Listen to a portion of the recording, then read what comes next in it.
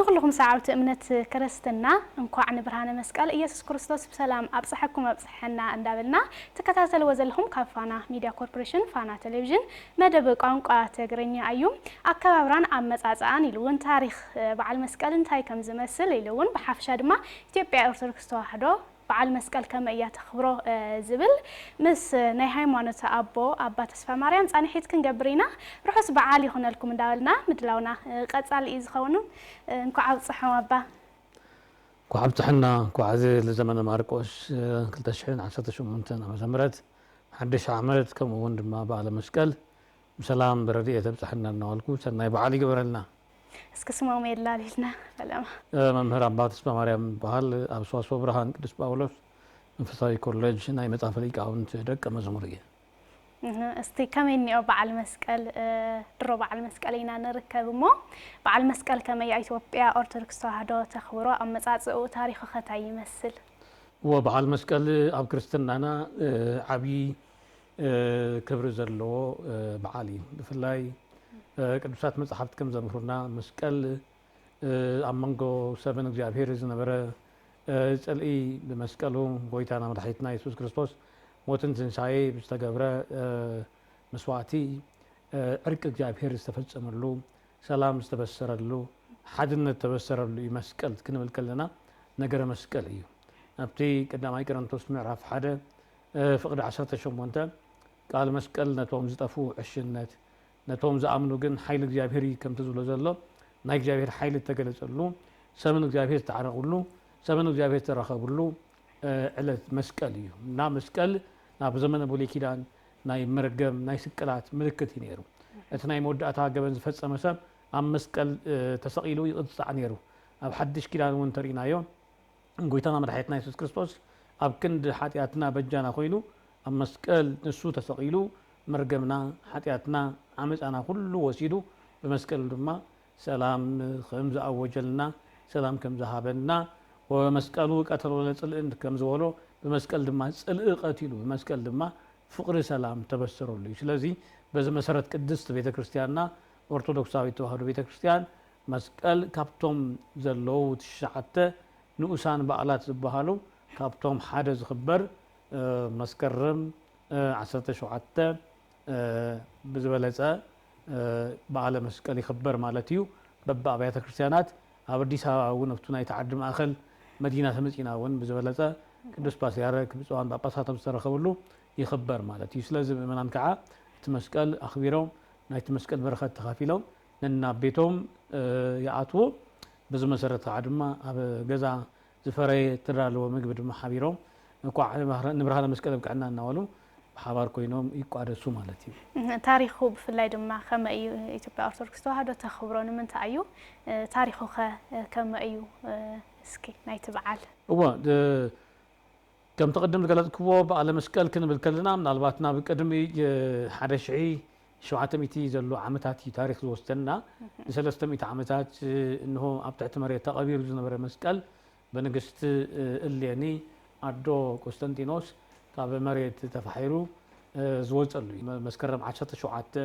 التمخعات جميرو مغاويت 10 تخعدما التمسكل كابتي تقابير لوز نمرلو زوجلو ስለዚህ መጋቢት 10 መስከረም 10 شوعات كلتيو بعد مسكل تبعه يخبر مالتي ስለዚህ قدمي እቲ መስቀል ካብቲ ዝተخعاتو قدم موصو ግን ያው አልሻ ኣብቲ ሽዑ ነበር ሓደ አይሁዳዊ كيراكوس تبهاله أبو زعوا مسكال حتيتاتو بس ما عدو يتقبير زلوا يلوا بملكة رئيوا كأوخا عتانا عتينخي بو ملكة كترخبي خي لوا بو مسيرة تعتانا عتينا تعتانا بزعرفوا الجماعة مخعات جميرة كأبو مسكرة مجميرة كأبو مقابيت 10 مسكال وزيو مالتي تمسكال وزيو كأبو مسوزة أبي يرساليم سانيحو بدحريخ عدما التوم 4 اللي كان باباسات نايروم ناي اسكندريه ناي قسطنطينيه ناي افيسون زنور 4 مسكن نمرخت لهم اتمسكل 4 تخفافي لهم مالتي بز مسرت كابتو شعو جميرو فلاي اب سمين اب تግራይ كاب حتي جبر مسكل جميرو بعد مسكلنا تخبره كم زنبره يا حد توفيتات تصحيفهم لو بزبله ግን ናይ መስቀል በዓል ምኽባር ተጀመረ ካብ ሓፀይ ገብረ መስቀል ካብ 1430 ካብ 1460 ዘሎ ብመጀመርታ ኣቦኦም ሃፀይ ዳዊት ካብ ኢር ካብ ግብፂ ከም ዘምፅዎ ኣብ ታሪክ ይዘረብ በዚ መሰረት ድማ እቲ መስቀል ኣብ ግሸን ደብረ ከርቤ ተቐቢሩ ከም ዘሎ ብትውፊት ይነገር ማለት እዩ። በዚ መሰረት ካብ ትዕሹዕ ጀሚሮም በዓለ መስቀል እናተባሃለ ብዝበለፀ ይኽበር ማለት እዩ። ብዝበለፀ መስቀል ብፍላይ ዘመነ ክረምቲ ውሽጢ ዘሎ እዩ። ብፍላይ ኣብዚ ካብ መስከረም 1 ጀሚሩ ክሳብ መስከረም 8 ዘሎ ዮሃንስ ተባሂሉ ይኽበር። ካብ 8 ዘሎ ድማ ሳብ 16 ዘሎ ያው ፍሬ ተባሂሉ ካብኡ ካብ 17 ዘሎ ከዓ ድማ በዓለ መስቀል ተባሂሉ ክሳብ መስከረም 25 ዘሎ ይኽበር ማለት እዩ። ጠቕለል ብዝበለ መስቀል እቲ ኣብ መንጎ እግዚኣብሔር ሰብ ዝነበረ ፀልኢ ተወጊዱ ሰላምን ፍቕርን ተኣወጀሉ ስለ ዝኾነ በዚ መሰረት ቅድስት ቤተክርስቲያንና እቲ መስቀል ተውዕሎ እቲ መስቀል ተኽብሮ ብመስቀል እተሰየሙ ኣብያተ ክርስቲያናት እውን ኣለው ኣብታት እውን እቲ መስቀል ይኽበር ማለት እዩ። ብዝበለፀ ግን ከም ዝፍለጥ ኣብ ዩኔስኮ እውን ተመዝጊቡ ዘሎ ስለ ዝኾነ መስቀልና ፍልይ ብዝበለ ንዓዲ እውን መስሕብ ስለ ዝኾነ ብዙሕ ጥቕሚ ሒዙ እውን ስለ ዝመፅእ ዓብዪ በዓል እዩ። ብዝበለፀ ግን መንፈሳዊ በዓልነቱ ግን ሰብን እግዚኣብሔር ዝተዓረቡሉ ሰብን እግዚኣብሔር ዝተራኸቡሉ እግዚኣብሔር ብክርስቶስ ናባና ገፀ ምሕረቱ ዝመለሰሉ ጎይታና መድሓኒትና ኢየሱስ ክርስቶስ በጃና ኮይኑ ዋጋ ዝኸፈለሉ ኩሉ መርገምን ዓዳና ብመስቀል ከፊሉ ሰላምን ፍቕሪ ዝኣወጀሉ ስለ ዝኾነ በዚ መሰረት ድማ ገብረ ሰላም በመስቀሉ ድማ ሰላም ገበረና ወለት ቤተክርስቲያን ኣብቲ በዓል ሰላም ትእውጀሉ ማለት እዩ። ካብኡ ከዓ ምእመናን ከም ተቐደም ተባሃለ ዓኾይ ዓኾይ እናበሉ እንሆ ድኽነት ይውፃእ፣ ሽግር ይውፃእ፣ ክፍኣት ይውፃእ፣ እንሆ ኣብዚ ዓመት እዚ ሰላም ይምፀልና፣ ረሃባ ይምፀልና እግዚኣብሔር ኣምላኽና ካብ ዓድና ኩናትን ጥሜትን ኣድሒቑ ብርሃን ይላኸልና እናበሉ ከዓ ድማ ካብ ለይቲ ጀሚሮም ብድምቀት የኽብርዎ ማለት እዩ። በቲ ባህላዊ ኣከባብራ ናብ ትግራይ ተመፅኢ ናብ ትግራይ ደረጃ ኣብ ዓዲግራት ድምቕ ብዝበለ ይኽበር ማለት እዩ። ካብኡ ከዓ ብዝበለፀ ኣብቶም ዞባታት እውን ኣብ መቐለ እውን ብዝበለፀ ይኽበር በዓለ መስቀል ማለት እዩ እና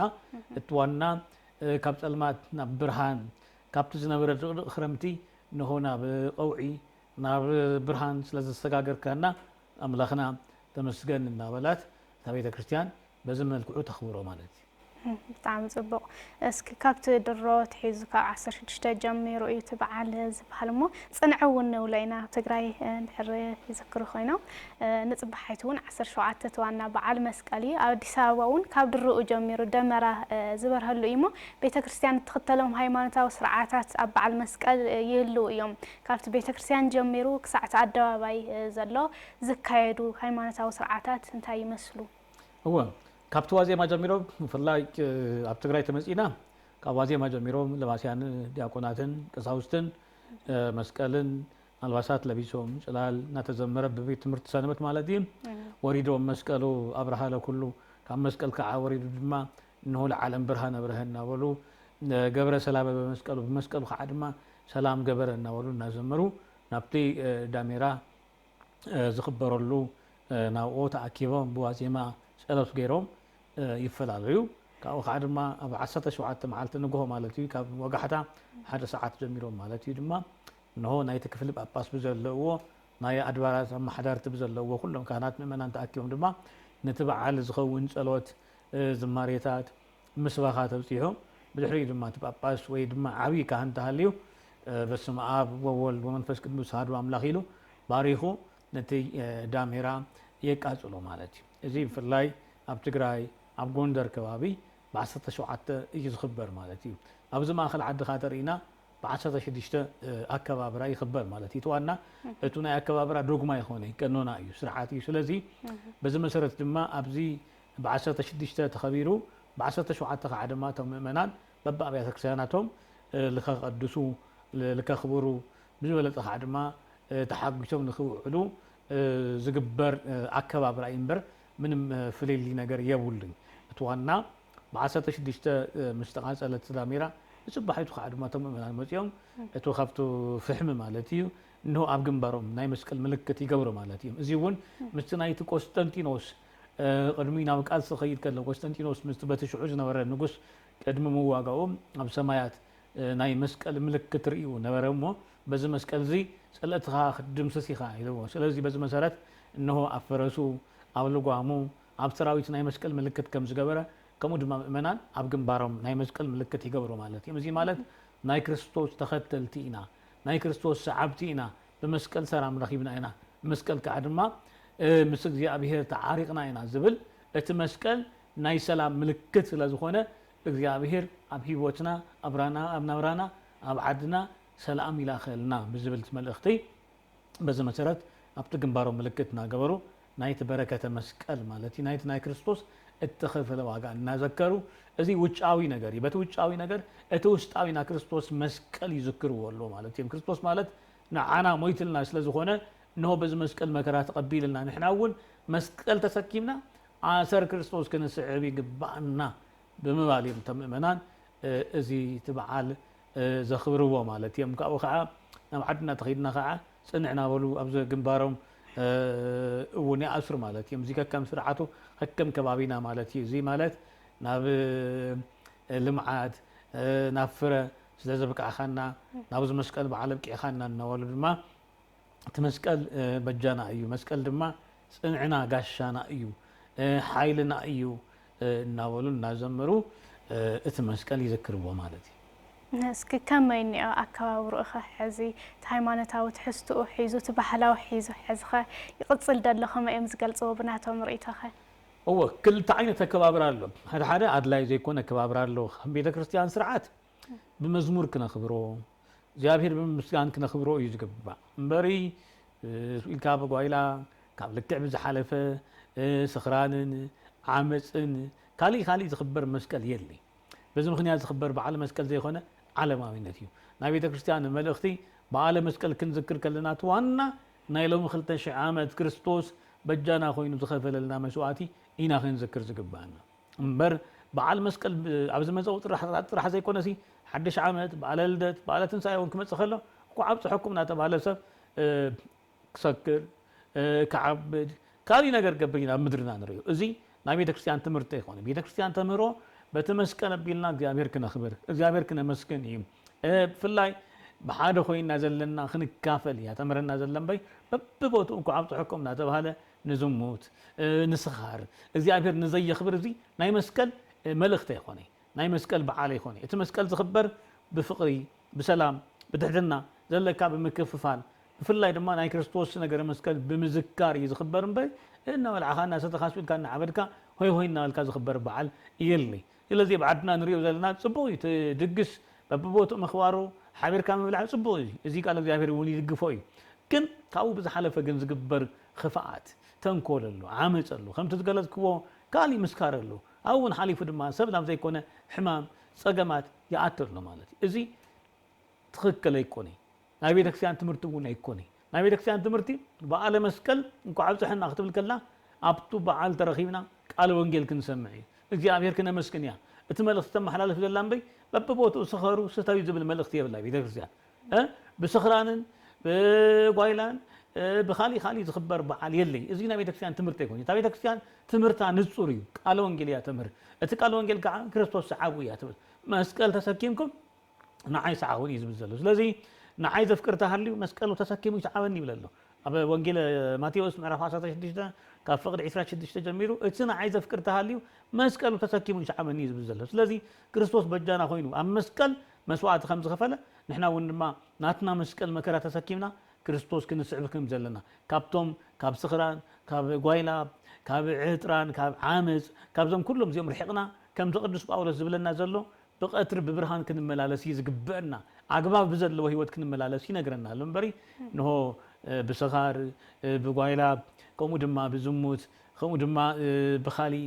ኣይኹን እዩ ዝብል ዘሎ። እንታይ ደኣ ክርስቶስ ልበስዎ ይብለና ኣሎ። ክርስቶስ ለቢስና ክንመላለስ እቲ ናይ መስቀል መልእኽቲ እንታይ እዩ? ክርስቶስ ምልባስ እዩ፣ ክርስቶስ ምምሳል እዩ፣ ናይ ክርስቶስ ኣሰር ምስዓብ እዩ እቲ መልእኽቲ። እዚ እዩ እቲ ናይ ቤተክርስትያን ትምህርቲ ማለት እዩ እምበሪ ኣብ በዓለ መስቀል ተረኺቡ ኣኽቢሩ ንዝቕፅል ዓመት ብሰላም የብፅሕና ተባሂሉ ተመሊሱ እንደገና ኣብ ጓይላ ኣብ ስኻር ኣብ ዕብዳን ዝሓደር ተኮይኑ እዚ ከንቱ ድኻም ከንቱ ምልልስ እዩ። እዚ ናይ ቤተክርስትያን ትምህርቲ ይኾነ። እታ ቤተክርስትያን ተምህሮ ብትኽክል ሰሚዒና ኣብ ተግባር ክነውዕሎ ይግባእ ማለት እዩ። ስለዚ እዚ በዓል ኩሉ ክነኽብር ከለና ጽድቅን ሓቅን ቅንዕነትን ፍቕርን የዋህነትን ትሕትናን መንፈሳውነትን ክንለብስ እዩ ዝግባእ። ያው በዓል መስቀል ኣብ ኣደባባይ ካብ ዝበዓሉ በዓላት ሓደ እዩ ሽግ ወሊዕኻ ብሓባር ኮይንካ ምስ ምእመን ኮይኑ ቦታት ሃይማኖትን ጳጳሳትን ተኣኪቦም ዝባረኽሉን ዝባረኸሉ ህዝብን እሞ ንምንታይ እዩ ኣብ ኣደባባይ ክኽበር ዝግበር ንምንታይ ከም ሓድሽ ዓመት ከም ልደት ኣብ ቤተ ክርስቲያናት ዘይኽበር ብምንታይ ምክንያት እዩ? ቤተ ክርስቲያንና ኣብ ዓመት ክልተ ናይ ኣደባባይ በዓላት ኣለዋ ሓደ በዓለ መስቀል እዩ እቲ ካልኣይ ከዓ ድማ በዓለ ጥምቀት እዩ በዓለ መስቀል ያው ክርስቶስ ኣብ ኣደባባይ ተሰቒሉ ኣብ ኣደባባይ እንሆ ኣደባባይ ማለት ህዝቢ ኩሉ እናረኣዩ ኣብ ገቦ ቀራንዮ ተሰቒሉ ኣብ ገቦ ቀራንዮ ተሰቒሉ ከዓ ድማ ሸውዓተ ኣጽርሃ መስቀል ንብሎም ዘለና ወኣቦይ ዝገበርዎ ይፈልጡ እሞ ይቕረበለሎም ዝብል እንሆ ነቲ ሽፍታ ድማ ወይታ ትመጽእ ከለኻ መንግስትኻ ዘክረኒ ኢልዎ ምሳይ ክትኸውን ኢኻ ኣብ ገነት ኢልዎ እቲ ሳልሳይ ከዓ እንሆ ወድኺ እንሆ ድማ ኣዴኻ ዝበለው እመቤታችን ቅዱስ ዮሃንስ እቲ ሳልሳይ ኣምላኸይ ኣምላኸይ ንምንታይ ገዲፍካኒ ዝብል እዩ እቲ ራብዓይ ጸምየ እቲ ሓምሻይ ድማ ነብሰይ ተቐበል እቲ ሻብዓይ ድማ ተፈጸመ ኩሉ ኢሉ ተዛረቦ ቃል ኣብ ኣደባባይ እዩ ኣብ ኣደባባይ ክርስቶስ ዋጋ ከም ዝኸፈለልና ኣብ ኣደባባይ ድማ ምእንታና መስዋዕቲ ከም ዝኾነ ስጋኡ ቆሪሱ ደሞ ፍሲሱ ህይወት ከም ዝሃበና በጃና ኮይኑ ድማ ናብ ህይወት ከም ዘሰጋገረና ከም ዘተዓረቐና ቅዱስ መጽሓፍ ኣብ ወንጌል ዮሃንስ ምዕራፍ 19 ሰለስቲኦም ወንጌላውያን እውን በቲ መልእኽቶም ዘጊቦም ኣሎ ቀሚጦም ኣሎ በዚ መሰረት እቲ ናይ መስቀል በዓል እውን ናይ ክርስቶስ መድሓን ዝክረሉ ስለዝኾነ ኣብ ኣደባባይ ተኣኪብና እቲ መስቀል ንዝክረሉ እዚ በኣደባባይ ምዝካርና ማለት ንምንታይ ክንብል ከለና ነቲ ክርስቶስ ንሱ ምእንታና ኣብ ኣደባባይ ተዋሪዱ ዋጋ ከፊሉ መስዋዕቲ ኮይኑ ከም ዝድሕነና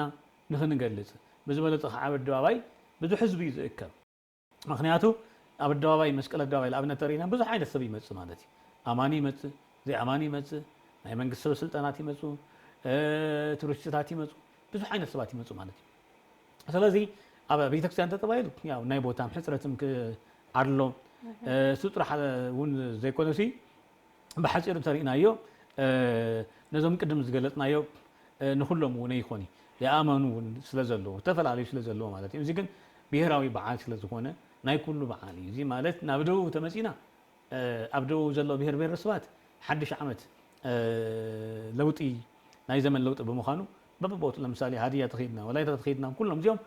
ኳዕን ሓድሽ ዓመት ብፅሕኩም እናበሉ ናይ ሓድሽ ዘመን መለወጫ ገይሮም የኽብርዎ መስቀል በዓል ማለት እዩ ናታቶም ለማለት እዮም ስለዚ በዚ መሰረት ናብ ኣደባባይ በዓል ክኽበር ከሎ ሓደ እታ ቤተ ክርስቲያን መን ከም እተኽብር ንመን ከም እተኣምን ንክርስቶስ ከም ተገልግል ከም ተኣምን ኣብ ኣደባባይ ትገልጸሉ እተምህረሉ ዕለት እዩ እቲ ካልኣይ ከዓ እዞም ኩሎም ምእመናን ድማ ተኣኪቦም ዓብዪ ኮነ ንእሽተይ ኮነ ዝሓመን ኩሉ ተረኺቡ ድማ ላብዚ ዘብቃዕኸና ኣምላኽ እግዚኣብሔር ምስጋና የብፅሕኻ ኢሉ እግዚኣብሔር ምስጋና ዘቕርበሉ ዕለት እዩ ብዝበለፀ ክርስቶስ ኣብ ኣደባባይ ኣብ ቀራንዮ ተሰቒሉ ካብ ኢየሩሳሌም ውፅእ ኢልካ ኣብታ ገቦ ቀራንዮ ተሰቒሉ ኣብኣ ንኩሉ እናተረኣየ ኩሎም እናናሸውዎ ንስኻት ክርስቶስ ተትኸውን ነርካ እንሆም ማእመን ክንኣምነካ ነርና እንሆ ውረድ ነበሉ እዚ ኩሉ ምንታና መከራ ተቐቢሉ ንሕና እውን ኣሰር ክርስቶስ ሲዒምና መስቀል ተሰኪምና እንሆ ኣብ ኣደባባይ ብዛዕባ ክርስቶስ መከራ ክንቕበል ከም ዘለና ኣሰር ክርስቶስ ክንስዕብ ከም ዘለና እንመሃረሉ በዓል እዩ ኣብ ኣደባባይ ጥራሕ ኣይኮነ መስቀል ዝኽበር በቢ ኣብያተ ክርስቲያናት እውን ይኽበር እዩ ኣብ ኣዲስ ኣበባ ሕዚ በባ ልዕሊ 200 ኣብያተ ክርስቲያናት ኣለዋ ኣብዘን ኣብያተ ክርስቲያናት እዚአን ከዓ ድማ ይኸው ዳሜራ ይኽበር እዩ ንኣብነት ኣነ ብቲ ዘለኽዎ ደብሪ ዳሜራ ይኽበር ማለት እዩ ኣብኡ ኣልባሳት ስብከት ኣሎ ዝማሬ ኣሎ ኩሉ ነገር ይቐርብ ሽብሸባ ኣሎ ማለት እዩ ኣብቲ ኣደባባይ ጥራሕ ኣይኮነ ማለት እዩ ስለዚ እዚ ብዝበለፀ ነቶም ባለስልጣን ናይዚ ዓዲ ገፅታ ኣብ ዓለም ለኸታይ ከም ዝመስል ንምግላፅ ብዝበለፀ ከዓ ድማ ከም ትቅድም ዝገለፅክዎ ድማ ንዓድና እውን እቶት በረኸት ስለ ዝኾነ ማለት እዩ ብዙሕ ነገር ስለ ዘምፅእ ኣብ ኣደባባይ ክኽበር ከሎ ጥቕሚ ኣለዎ ኣብ ቤተክርስትያን እውን ይኽበር እዩ ኣብ ክልቱ እዩ ዝኽበር ኣብ ቤተክርስትያን ለ ኣብ ደገለ ይኽበር እዩ ናይ ኣደባባይ በዓል ጥራሕ ይኮነ እስኪ ብዛዕባ መስቀል ቅድስቲ ቤተክርስትያን እንታይ እያ ተምህር ንህዝባ ንሰዓብታ እንታይ እያ ተምህር ብምንታይ መንገዲ እያ ኸ ናብ ህዝባ ተብፅሕ እወ እቲ መስቀል ኩሉ ግዜ እዩ ናይ ቤተክርስትያን ህይወት ናይ መስቀል ህይወት እዩ ቤተክርስትያን ብዘይ መስቀል ኣይትነብር ክርስቶስ ንቤተክርስትያን عم مسكل يقدفوها بيت كريستيان ناي مسكل هيوت تمهر ناي مسكل هيوت نمؤمنان كله تنقص مسكل مالت مكرا كريستوس مالت حدا مؤمن ناي كريستوس مكرا تسكيمو كل جزء كريستوس كذكر يقبل بيت كريستيان دما أبو زيك الداسية أبو زيك الوتا أبو زيك سبكتا كل جزء كريستوس تذكره كريستوس تسعبه نتوم مؤمنان دما أبزع عالم زي كم سبجتنياتات كم مسأتنياتات كوينهم كم فلاسيان كحاسو عدوم أب سماي كم زخونه إنه مسكال لما سيعيبهم أبزع عالم نحنك خنا وردما بيت كريستيان تمهرهم مالتيا سلازي كريستنا بزي مسكال بزي كريستنا بفصوم خونه يخلي مسكالن كريستوسن زي في الليل كم زي حدا سانتيم قلب باج مالتي سلازي ناي كريستيان هيوت ناي مسكال هيوت ويتانا يسوع كريستوس نسيو زمهرنا سلازي بيت كريستيان عم مسكال يا زله هيوتا كم مسكال زوردا نو داغم كمص خلو كريستوس كم مسكال وريدو ناب نغسنا ناب كبري زسغاغرا وام كمس ارينا همام نيري كبره مسليو بمكرو مسو خنحبر كلنا بخبرو دما مسو تماقلت خنكونينا يزبزلو الذي مو يعقب قالي انه قالي زحلو انه انا نبوي انك نمصينا مسوخ عدما تاخن كونينا او خنعرفينا ما حدا رخن قبرينا يزمزنا زل ስለዚህ እተና عايز افكر ናይ መስቀል ህይወት ይስዓብና በለት ቤተ ክርስቲያንና ንምእመናን ተምህር ማለት ናይ መስቀል ህይወት ማለት ቀደም ንምግላጽ ከም ዝመከርኩም ዝፈተንክዎ ሓቂ ቅንዕና ቅድስና ንወንጌል ህይወት ምንባር ማለት ንክርስቶስ ህይወት ምንባር ማለት ክርስቶስ ምስዋኽ ማለት ቅድም ሁሉ ካብ ርእስና ቅድም ርእስና ክርስቶስ ንሱ ምቅዳም ማለት هو نعاي تفكرت عليه مسكله يسكن كم تزوله نعون فكرت خوينا ناي مسكله هيوتنا ننبر مخنياتو نسو ابزام درزيا مكرا تقبلوا واغا خفيلو بجانا مسوات خوين نام سمايات كم زارغه داغم كم زملس دما بيت كريستيانون اب غزي قداسيا نزين موتا كغزيو تنساي كقدسه وغويتا موتكا نزاربلنا تنساي خعدون خعد نفسركالنا داغم مساتكا كله دما نصبلنا ناولت او غويتانا املاخنا مدحانينا نسخه اخنا ناولت بيت كريستيان كل جزء تذكر مالتي ስለዚህ ናይ መስቀል ህይወት كل ግዜ ኣብ ቤተ ክርስቲያን ዓመት እስካብ ዓመት መዓልቲ ነከባብራ ብዝምልከት ናይ መስከረም 17 በሪ كل ግዜ መስቀል ተዘክር ብዘይ መስቀል ህይወትና ብራ የለይ ናይ ቤተ ክርስቲያን ሓደ ክርስቲያን እውን ብዘይ መስቀል ክነብር አይከሊ ኣብ ክሳድካ ጥራሕ ምሳር አይኮኒ ኣብይትካ መሓል ጥራሕ አይኮኒ ናይ መስቀል ህይወት ምን ማረውን ግድኒ ናይ መስቀል ህይወት ማለት ናይ ክርስቶስ ህይወት መስዓ ማለት እዩ በሐቅ መንገድ ምምላስ ማለት እዩ እግዚአብሔር ዝጸልኦ ምጽላዕ እግዚአብሔር ዝፈትዎ መፍታህ ማለት እዩ ናይ መድሓን መገዲ ንሱ ክርስቶስ ጥራሕ ብዘይ ንሱ ናይ खाली ናይ መድሓን መገዲ የለ ኢልካ እዚ ምስባኽ ምንባር እውን ናይ ወንጌል ናይ መስቀል ህይወት እዩ ማለት እዩ ስለዚህ ብመስቀሉ ዕርቅን ሰላምን ፍቅርን ሓድነትን ንዓለም ኩሉ ተኣውጁ ኢላ ቤተ ክርስቲያን መስቀል ንምእመናን ብዕለት ዕለት ህይወቶም ክነብርዎ ክገልጽዎ ተምህር ተመሓላልፍ ማለት እዩ ኣብ ዓመት ሓደ ግዜ ጥራሕ ዘይኮነም ኩሉ ግዜ በብግዚኡ ንኣብነት ኣብ ግዜ ቅዳሴና ብዛዕባ መስቀል ኢና ንሰብክ ብዛዕባ መስቀል ኢና ብዜማና ብንባብና ብትምህርትና መስቀል ኢና ንሰብክ መስቀል ኢና ኣሜን ኣሜን መጎይታና ምእንታና ክትብል ኣብ መስቀል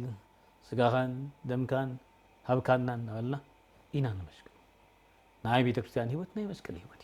ናይ ምእመናን ህይወት ናይ መስቀል ህይወት መስቀል ኩሉ ግዜ መሸከም እዚ ማለት መከራ ክርስቶስ ማለት እዚ ንሕና እውን ኣብ ህይወትና ክንዝክሮ ክንገብሮ ዝግበአና ኣሰር ክርስቶስ ኣብ ዕብራውያን ምዕራፍ 13 ካብ ቁጥሪ 13 ጀሚሩ ዘሎ እነሆ ክርስቶስ ምእንታና መከራ ካብ ደገ ካብ ገዛ ወፂኡ ኣብ ደገ መከራ ከም ተቀበለ ንሕና እውን ኣሰር ተኸቲልና መከራ ንቀበል እዩ ዝብል እዚ ማለት ስለና ሓቂ ሰብ ብክርስቶስ ሞትን ትንሳኤን ኣሚኑ ጎይታዬ መድሓኒየ ንሱ ኢሉ ዝቕበል መስቀል ይሰከም ብዛዕባ ድማ መከራ ይቕበል ማለት እዩ ስለዚ ቅድስት ቤተ ክርስቲያንና ኩሉ ግዜ ናይ መስቀል በዓል ናይ መስቀል ህይወት እተኽብሮ ካብ በዓል ብዝሓለፈ ምእመናን ብህይወቶም ክገልጽዎ ክነብርሉ ናይ መስቀል ህይወት سيعيبهم دما كريستوس كمسلو كل جزء أتمر بيت كريستيان كل جزء تتزخاخر كل جزء تأوج مالتي اسكي أمور داتا زلوا ملختنا بعد مسكال إلون سنايتهم نتهم خجل قلنا وبتقامي انكوا نحدش عامت زمان ماركوسي لهم زبن كلتشعين عسات شمونتن أبز حلفوا معالتات حدش عامت قدوس يوحنس أخبرنا إنه لما قعد ما بعلى مسكال نخبرنا إنهمو بعلى مسكال يمكن نذكر كلنا إن كريستوس سجبر لنا كريستوس غفل لنا مسواتي إن ذكرنا نسو كابجيت السماني جميرو كساب بيلاطوس الدباباي كاب بيلاطوس الدباباي وندما كساب كرانيو إذا كلنا ودقنا تنسأ أموداتا مسكال تشنكيرو تسقيلو إنه تسمع أخونا ولد سجاو غوريسو دم أفسيسو هيوت كم ذهبنا خنذكر يكبرنا الذي واجد تغفل لنا هزوينا واجد تغفل لنا هزو سلزقنا إنه نتواجع زمتن نابرا ننمر نكريستوس نمسل بعالم مسكال كنذكر كلنا خاء بقايلاب بسخار بعطران زي كونسي እግዚአብሔር بزخبر هيوت نملالس نسو نحقوس بفلاي زبلع زي ولهم ستة زي ولهم ብዙሓት ተጸገሙ ወገናትና አለው ንዓቶም ነዘከርና ንዓቶም ንሓሰብና ዘለና እናከፈልና እትዕለት ክንዘክሮ መልእክተይ ከመሓላለፍ ይደሊ ሰናይ በዓለ መስቀል ይግበረልና እዚ ሓድሽ ዓመት ናይ ሰላም ናይ ረህዋ ናይ ንስሓ ብዝበለፀ ከዓ ድማ ምስ ኣምላኽና ምስ እግዚኣብሔር እንጓዓዘሉ ዓመት ይኹነልና ንሃገርና እውን እግዚኣብሔር ሰላም ይሃበና ካብ ምድርና ክፉእ ዘበለ ኩሉ ኣርሒቑ مرجعان نسألنا برختني عدلنا دقامي كوعن حدش عمد زمن ماركوس قدوس مسكال أبصحنا أبصحكم يغني لي آمين يغني لنا عزمت يوم عدمنا تقبلهم بعد مسكال تاي يمثل أكوابرو قدست بيت كريستيان تأيا تمهر سرعتان تاي يمثل بزل زهاونا هاي ما نتواستمرو عزيز إذا مسكن زخبركم تخاتلتنا رحس بعل مسكال ندابلنا فلاي دما اب تاريخن اب مصاصان بعل مسكال قدست بيت كريستيان دما اكبابرا انتا يمثل سرعاتات تختلو اب بعل مسكال تختلو سرعات كنتا يمثل بزبل بسنا هايمانوت ابو ابا تسفا مريم زنهرنا صانحيت نزي يمثل نيرو حزون رحس بعل هنا لكم نالنا سسناي نعرف